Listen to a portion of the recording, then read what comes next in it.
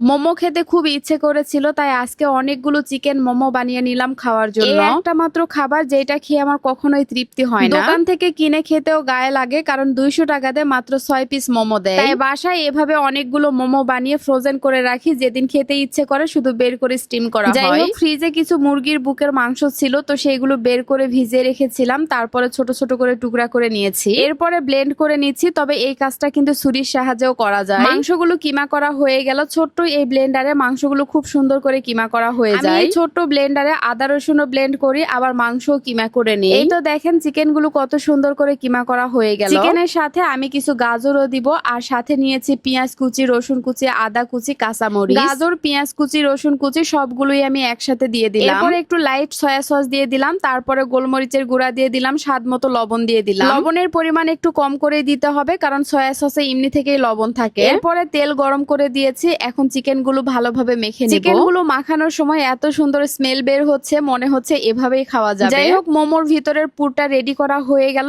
এক সাইডে রেখে দিলাম। এবার মোমোর যে ডোটা সেটা তৈরি করে নিব। এখানে আমি 2 কাপের মতো ময়দা নিয়েছি, সাথে স্বাদ মতো লবণ দিয়ে দিলাম। এরপরে এখন নরমাল পানি দিয়ে আমি ডোটা রেডি করে নিব। চাইলে গরম পানিও দেওয়া যায়, তবে আমি ঠান্ডা পানি দিয়ে ডোটা সুন্দর করে বানিয়ে নিয়েছি। মোমো বানানোর ডোটা রেডি করা হয়ে গেল। যেহেতু রুটি বলার পিড়ি নাই, তাই আমি এই জায়গাটা ভালো করে পরিষ্কার করে নিলাম। টিস্যু দিয়ে শুকনা শুকনা করে মুছে নিয়েছি। এরপরে এখন আমি ছোট ছোট করে রুটি বানিয়ে নিব। আমার কাছে রুটি বানানোর কাজটা খুবই ঝামেলার একটা কাজ, কারণ রুটি বানাতে না পারলে আসলে ঝামেলারই মনে হয়। আমি প্রথমে বড় করে একটা রুটি বানিয়ে নিব, এটা যেমন ভাবে ইচ্ছা তেমন ভাবেই বানানো যায়। এরপরে একটা মগের সাহায্যে আমি ছোট ছোট করে রুটিগুলো কেটে নিচ্ছি। গ্রামে এভাবে আমরা ডালপুরির জন্য রুটি বানিয়ে নেই, তো সেইভাবেই আমি ছোট ছোট করে রুটি বানিয়ে নিয়েছি। যেহেতু রুটিগুলো একটু মোটা হয়েছিল, তাই বেলে আবারও পাতলা করে বানিয়ে নিলাম। খাওয়ার সময় তো খুব সহজেই খাওয়া যায়, কিন্তু দেখেন একটা খাবার তৈরি করতে গেলে কত পরিশ্রম করতে হয়। সবগুলো রুটি আমার বানানো হয়ে গেছে, এবার একে একে মোমো গুলো বানিয়ে নিব। মোমো বানানোর অনেক ডিজাইন আছে, তবে আমি কোনো ডিজাইনই করতে পারি না। একটা মাত্র ডিজাইন পারি, এটা খুবই সহজ, অনেকটা পুটলির মতো। তো এভাবেই আমি সবগুলো মোমো বানিয়ে নিব। খারাপ হোক বা ভালো হোক, মোট কথা হচ্ছে এটা নিজের হাতে তৈরি করা জিনিস। বাইরে থেকে কিনে খাওয়ার চেয়ে নিজের হাতে তৈরি করা খাবার খাওয়া শত গুণে ভালো। যাই হোক, সবগুলো মোমো বানানো হয়ে গেছে, এখন স্টিম করে নিব। আমার এই সুন্দর মাল্টি কুকারে কিন্তু মোমো স্টিম করা যায় খুব সহজে। প্রথমে আমি পানি গরম করতে দিলাম, আর এটাতে কিন্তু যে কোনো পাতিল অথবা কড়াই বসাতে পারবেন। মাত্র 2 থেকে 3 মিনিটের মধ্যেই পানির বলক চলে এসেছে। এরপরে স্টিলের একটা ঢাকনা ছিল, যেটা আমি উপরে বসিয়ে দিলাম। উপরের এই ঢাকনাতে যে কোনো স্টিম খাবার তৈরি করা যায়, যেমন আলু সিদ্ধ করে ভর্তাও বানানো যায়। মাত্র কয়েক মিনিটেই কিন্তু আমার মোমোগুলো স্টিম করা হয়ে গেল। এটা কিন্তু খুবই ভালো এবং কাজের একটা জিনিস।